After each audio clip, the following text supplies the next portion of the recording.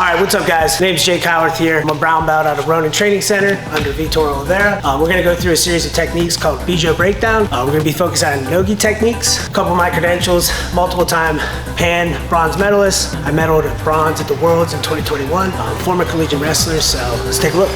We're gonna look at a Toreando Pass. We're gonna use it to actually get to the back and have a rear body triangle on our opponent.